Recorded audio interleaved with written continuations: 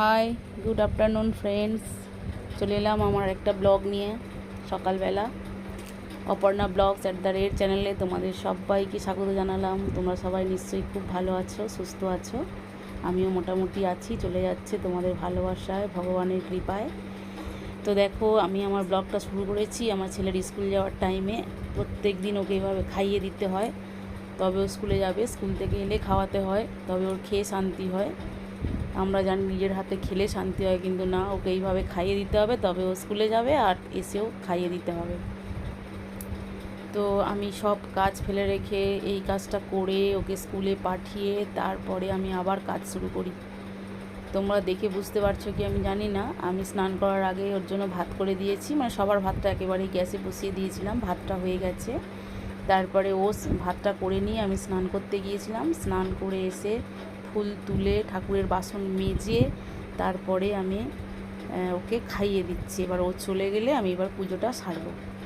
তো এইভাবে বেশিরভাগ দিন আমার যায়, কারণ ওর পেছনেই আমার অনেকটা সময় সকালবেলা চলে যায়। আবার কুট্টু আছে, তার পেছনেও সময় দিতে হয়, এর জন্য আমার একটু দেরি হয়। তো কপালে ব্রণ বেরিয়েছে ওর, সেই ব্রণটাকে খুঁড়রেছে, রক্ত বেরিয়েছে, কালো হয়ে গেছে। সেটা নিয়ে বকছি। আজকে ওর বাবা যেতে পারবে না, ডিউটিতে যাবে, তাড়াহুড়ো করছে। সেই জন্য আমি বলছি যে আজকে তো বাবাই যেতে পারবে না, তো তুই একা একা যেতে হবে, তাড়াতাড়ি কর। যে মা একটু বোতলে জলটা ভরে দাও। বোতলে জলটা আমি ভরে দিই, আজকের আমার আর খেয়াল নেই, সেই জন্য বার করে দিতে আমি বোতলটা ধুয়ে নিয়ে জলটা ভরে দিচ্ছি। এই জলটা খাবে না, আবার ফেরত আসবে এর থেকে কিছুটা, সেটাও বকাবকি করি যে অন্তত জলটা খা, কিছু খাস আর না খাস, জলটা অন্তত খাস। খুব কম খাওয়া দাওয়া করে। ওর বাবার অভ্যাস স্নান করে উঠে একটু ঠাকুরকে ধূপ দেওয়া, কারণ ওর ওষুধ যে ঘরে থাকে সেই ঘরে ওকে ওই ধূপ দেয়। সকালবেলা আমি দিই না, আর রাত সন্ধ্যেবেলা হলে আমি দিই। তো ছেলে স্কুলে চলে গেলে তারপরে আবার রীতিমতো সব কিছু কাজ করব। ও স্কুলে যাওয়ার অপেক্ষায়, তারপর বাবাকে খেতে দেবো। ওর বাবাও বেরোবে ডিউটিতে, ওর বাবার স্নান হয়ে গেছে। ওকে ও চলে গেলেই এবারে ওর বাবাকে খেতে দিয়ে দেবো। তোর বাবাকে আমাকে ঘর থেকে বলছে যে তুমি আমাকে খেতে দিয়ে দাও। মানে ঠিক আছে, চলো ছেলেকে স্কুলে পাঠিয়ে দিই, দিয়ে তারপর তোমাকে খেতে দিচ্ছি। বসে আছেন আমাদের কুট্টু সোনা। উঠে এসো, দাদা সাইকেল বার করবে, উঠে এসো।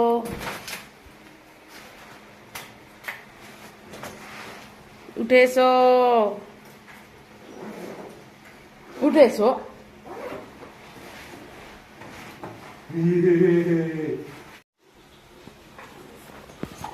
কামড়াবে না একদম।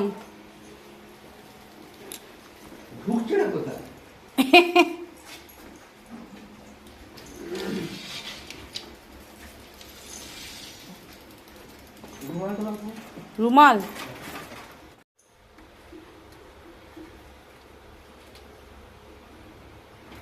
ছাতা নিয়েছো? ঠিক আছে,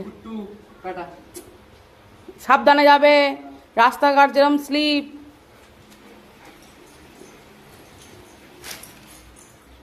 দেখো, দাদা চলে যাচ্ছে বলে আবার এদিকে দাঁড়িয়েছে।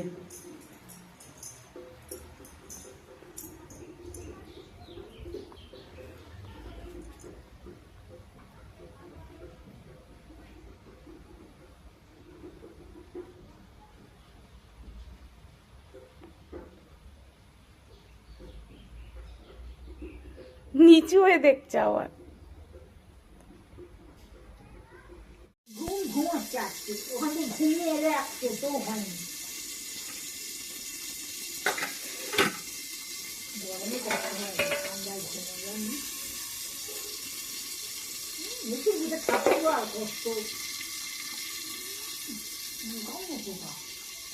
তোমার বলেছে ও যে আমার কষ্ট হয়? সে কি করবে, সারাদিন ঘুমাবে না, এ করবে না, কি তোমার গায়ের কাছে গেলে সে জ্বালা। তাহলে সে জ্বালা, সে গায়ে।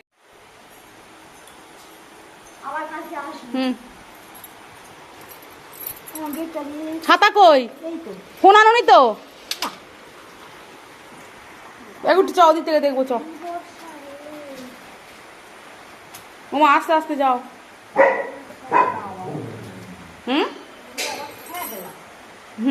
খুব স্যাঁতলা রাস্তা, পড়ে গেল চাবিটা।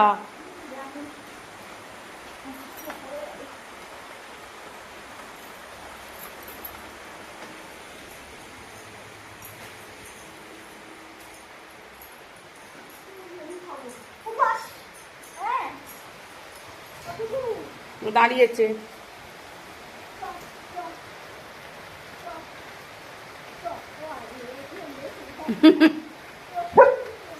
বলছে আবার চলে যাচ্ছ?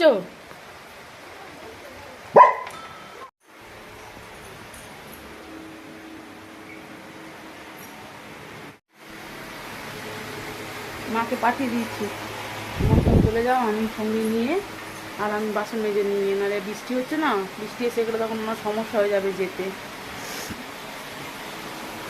চলো বাসন কটা মেজে নিই। গুড ইভিনিং ফ্রেন্ডস, চলে এলাম সন্ধ্যেবেলা আবার তোমাদের সাথে আড্ডা দিতে। তো আমি এখন ভয়েস দিচ্ছি, তার কারণ ছেলের তবলার মাস্টার এসছে, উনি ভিতরে তবলা শেখাচ্ছে। আর আমি এদিকে আমার যা কাজ করি, সন্ধ্যেবেলা সন্ধ্যে দিয়ে নিয়েছি, দিয়ে নিয়ে আর একটু দুধ জাল দিচ্ছি, চা করছি, স্যারকে দেবো চা।